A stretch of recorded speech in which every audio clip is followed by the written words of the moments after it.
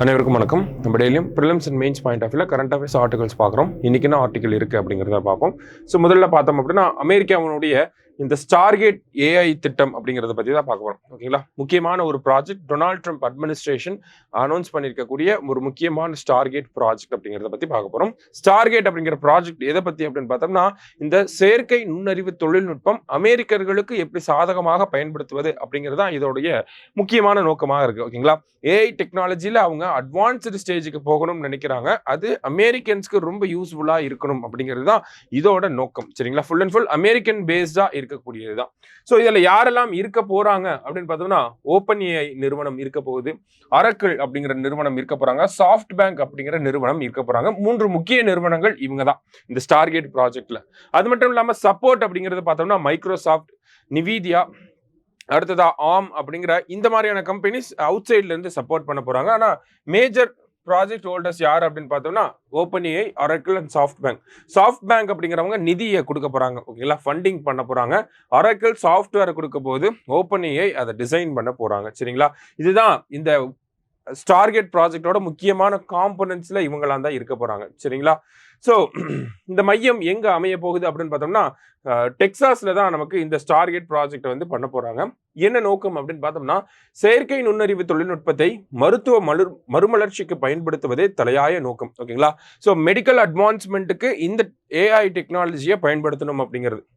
உதாரணத்துக்கு பார்த்தோம் அப்படின்னா, இரத்த பரிசோதனை வாயிலாக புற்றுநோயை கண்டறிதல் உதாரணத்துக்கு சொல்லியிருக்காங்க. சாதாரணமான பிளட் டெஸ்ட் மூலியமா நமக்கு கேன்சர் இருக்கா இல்லையா அப்படிங்கிறத கண்டுபிடிக்கிறது. ஓகேங்களா, அந்த நமக்கு ஸ்டோன்லாம் இருந்துச்சுன்னா அதை உடைக்கிறதுக்கான தடுப்பூசிகளை உருவாக்குவது, ரோபோ தொழில்நுட்பத்தில் 45 மணி நேரத்தில் புற்றுநோய் சிகிச்சையை பண்றது, இந்த மாதிரி பல்வேறு மருத்துவம் சார்ந்த ஒரு பட்டியலை வந்து வச்சிருக்காங்க நோக்கங்கள்ல.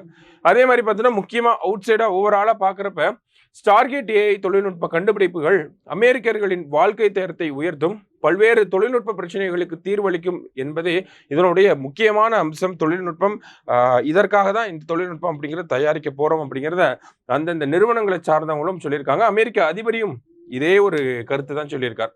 அப்ப வேலை வாய்ப்பு எவ்வளவு உருவாக்கப்படும் அப்படின்னு பார்த்தோம்னா, இந்த முழுக்க இந்த ஸ்டார்கேட் ப்ராஜெக்ட்ல அமெரிக்கன்ஸ்க்கு அதிகமான வேலை வாய்ப்பு அப்படிங்கிறது உருவாக்கப்படும். சரிங்களா, அது மட்டும் இல்லாம யாருக்கு என்ன பயன், பொதுவா இந்தியாவுக்கு இந்த ஒரு ஸ்டார்கேட் ப்ராஜெக்ட்னால என்ன ஒரு பலன் இருக்கு அப்படின்னு பார்த்தோம்னா, பலன்கள் அப்படிங்கிறது பெருசா எதுவுமே கிடையாது. ஏன்னா இது அமெரிக்கர்களுக்கு அமெரிக்கர்களே உருவாக்கிக்கிட்ட ஒரு திட்டம். சரியா, அப்ப இந்தியாவுக்கு இதுல பார்த்தோம்னா சவால்கள் தான். ஏன்னா அமெரிக்கா குளோபல் ஏஐ ரேஸ்ல டாப் கண்ட்ரியா இருக்கணும்னு நினைக்கிறாங்க.